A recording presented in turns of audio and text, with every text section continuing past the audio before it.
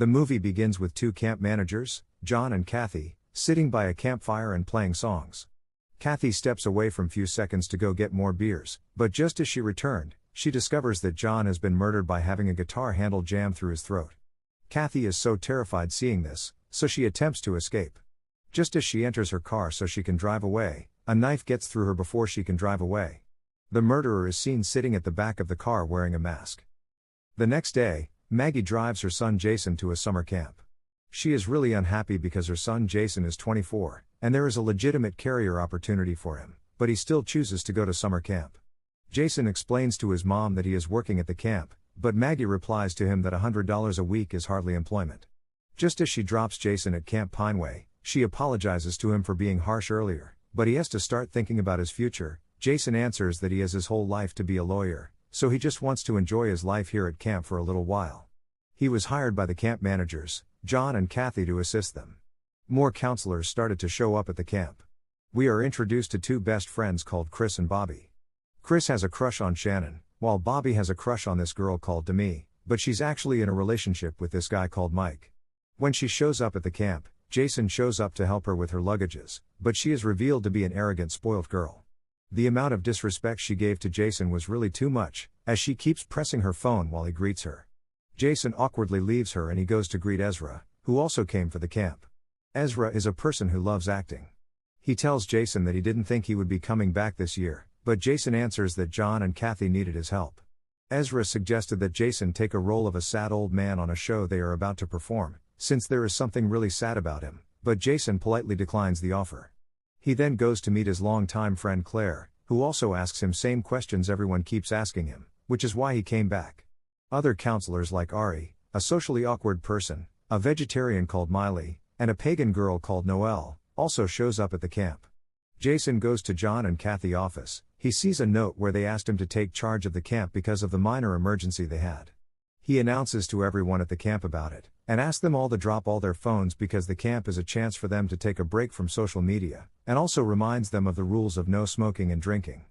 Claire thinks that Jason should think about a future that doesn't have to do with Pineway Camp. The counselors spend the afternoon goofing off, getting high and drunk, while Bobby tries to get the attention of his crush Demi, by acting like he owns a car, but Shannon ruins the moment by telling Demi that the car belongs to his friend Chris.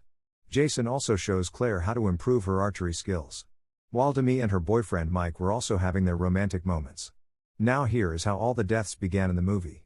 Just as night arrives, that masked killer from earlier enters Demi's room and appears to beat her to death. Not long after, just as the counselors have a bonfire night, vegan Miley sneaks inside the kitchen to eat a burger. She tries to eat meat for the first time. I don't know why she all of a sudden decided to give meat a try since she's a vegetarian. Just as she almost puts it inside her mouth, the masked killer comes out from nowhere and slashed her with his knife. Mike, Demi's boyfriend, goes to look for her, but he also got attacked from behind by the masked killer. Jason later knocks at Demi's cabin and asks why she missed the bonfire. He tells her about the fun activities they have tomorrow, but to his confusion, he gets no reply. He decides to enter the cabin, but runs out screaming after seeing the dead body of Demi and her boyfriend. Jason dashes inside the cabin where the other counselors are and tells them that he found Demi dead, but none of them took him seriously. Jason still didn't give up and tries convincing them, suggesting they should all leave this camp. The remaining counselors decided to go to Demi's room to see if Jason is actually being serious about what he said. When they got there, Jason is confused that Demi's corpse is no longer there. But they see a blood on her bed, and when Noelle sniffed it, she tells them it's definitely Demi. They all suddenly run out of the cabin screaming in fear. Jason runs to Claire's room, who has no idea on what's going on, and tells her they need to go. They all run straight to their cars, but the killer had already used his knife to flat the tires. They still try to start the cars anyways, but it doesn't start. They all decided to run inside a cabin to stay together, and as well plan their escape move.